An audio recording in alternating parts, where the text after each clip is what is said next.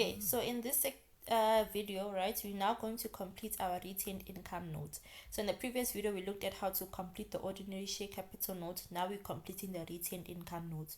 So my retained income note, the first thing that I need to go look for is my balance at the beginning of the year, right? And if I go to my information, the balance at the beginning of the year is 434,000. So I go and put it there, 434,000. Then what is the next thing? My net profit after tax. So fortunately, in this example, the net profit after tax was already put there in your answer booklet for you, right? But then we need to remember the important things that we need to discuss about our net profit after tax is that there's different ways in which they can give you information, and you need to go and find the net profit after tax. So for example, they can give you the net profit before tax, and they can give you the tax amount, right? So we know that in our income statement, at the end of the income statement, we have our net profit before tax, then we minus our tax to get what? My net profit after tax. So if I want to get my net profit after tax and I've been given the net profit before tax and the tax amount, I can simply say net profit after tax, net profit before tax minus my tax to give me my net profit after tax. Sometimes they can give you one amount in percentages, right? So they can probably give you that the tax is 10,000, and then they give you, or let's make the net profit before tax 10,000. So the net profit before tax is 10,000, and then they give you that the tax amount is 28%, right? So simply your tax amount would then be 28% of your net profit before tax. Remember, tax is calculated on net profit before tax. So if you want your net profit after tax, it's simply going to be your tax amount, which is the 28% of the 10,000, which is 2,800. So now I'd say 10,000 minus my 2,800 to give me my net profit after tax. Sometimes they can give you this. They can give you that the net profit before tax minus my tax. So I'm just writing it to make is net profit after tax, still the same thing, right? They can probably give you that the net profit, the tax amount, or let's say they can give you that the tax amount is 10%. Then they give you that my, what else can I say? Okay, let's forget about that, right? Let's leave that. No, let me start again. It's not making sense. Okay, so in this video, we are going to be looking at how to complete the retained income note. So in the previous video, we looked at the ordinary share capital. Now it's the retained income note. So the first thing that I need to go and find is my balance at the beginning. So if I look at my answer sheet, my information, my balance at the beginning for retained income is 434,000. So I put the 434,000 there.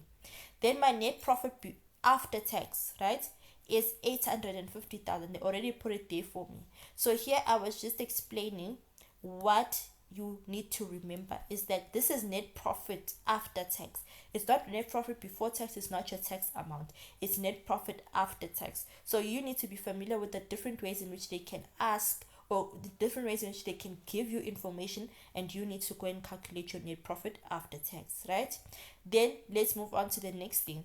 The next thing is my shares repurchased. So remember, we had shares repurchased there, right? How many shares did we have repurchased? We had 100,000 shares that were repurchased, right? So I had 100,000 shares, and then I need to times them by a rand amount to give me my rand amount for what's this, for my retained income.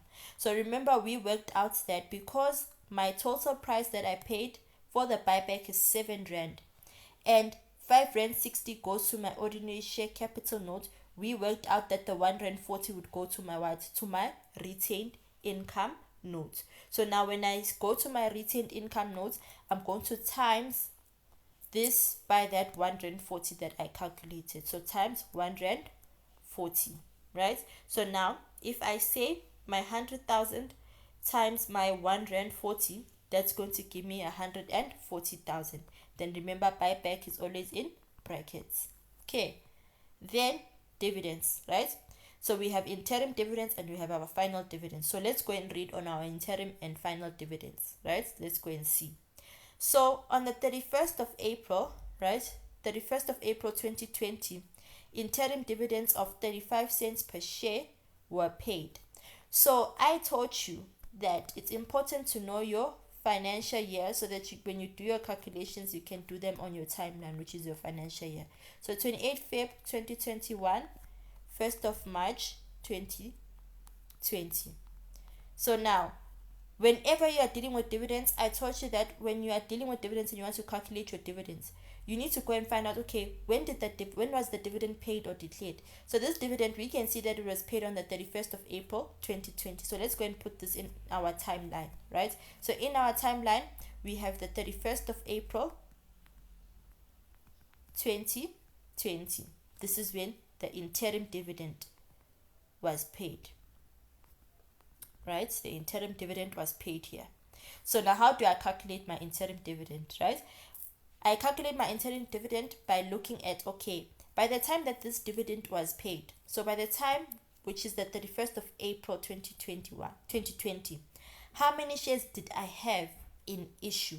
So how many shares were issued by the time that the dividend has been declared? So it means that between the beginning of the year up until the dividend is declared, in this space of time, how many shares do I have or did I have in issue? So we knew that at the beginning of the year, how many shares did we issue? 1 million shares at the beginning of the year. And how much did we get for those shares? We got 6,020,000 rands. So 6,020,000 rands for those shares. Then also during the year, right, which was on the 1st of May. So on the 1st of May, 1 May, I had how many shares? I had, let's go to my notes, I had 700,000 shares. 700,000 shares. Remember, we calculated that when we were doing our ordinary share capital notes. 700,000 shares, and how much did I get? I got 3,500,000 for those shares. Now, remember I said, what are we focusing on? We are focusing on the shares that have been issued from the beginning of the year up until the date of the dividends. And we can see that the shares that were issued from the beginning of the year up until the date of my dividend are only these shares. Because can you see, when are these ones issued? These ones are issued in May, which is after my interim dividend. So I'm not concerned with these ones. I'm only concerned with the ones that have been issued before my interim dividend. So the shares that I'm going to use to calculate my interim dividend is the 1 million shares, right? So for my interim dividend, I'm going to say 1 million shares, and they said times 35 cents, right? So that was, yes, 1 million shares times my 35 cents, which is going to give me 350,000. That's my interim dividends. Then what about my final dividends, right? Let's go and read on final dividends. So final dividends, right, they told us, remember, we also need to be careful. What do we need to be careful of? We need to be careful of the shares that were repurchased, because they said something about the shares that were repurchased. They said that the shares that were repurchased qualify for final dividends, right? So I'll explain what, as we are calculating, what that means and how does it affect our calculation. So they said that on the 28th of Feb, a final dividend of 10 cents per share was declared. So now I need to go and figure out, okay, for my final dividend, right, which shares am I going to use, or how many shares am I going to use? So how do I figure that out? I figure that out by going and looking, okay, when is my final dividend, and by the time that my final dividend was declared, how many shares were in issue. So my final dividend was declared on the 28th of Feb, right? So here, this is when the final dividend was declared. So I need to go and see, by the time that this final dividend was declared, so by this date, how many shares were in issue. So from the beginning of the year up until this date, during this time, right, how many shares did I have in issue? So I know I had the 1 million at the beginning of the year, and then I had in, when was it, the 1st of May, how many shares did I have in issue? I had 700,000 shares. We calculated that, right? So I had 700,000 shares, right? Okay. And then my buyback shares, right? My shares were bought back on the 31st of Jan. So somewhere on the 31st of Jan, this is when my buyback happened, right? So I'm just putting in the buyback there because it's important to note what we need to do when the buyback qualifies and when it doesn't qualify. So when the buyback qualifies for final dividends, it means that in our calculation, the buyback shares will be included. So I don't need to go and minus them. I'm not going to do anything, right? I'm simply going to see, okay, how many shares did I issue during the year? So I know that at the beginning I had these shares, then I issued these shares. So for my final dividends, I'm going to use 1,700,000 shares. And because the buyback qualifies, I just use those shares.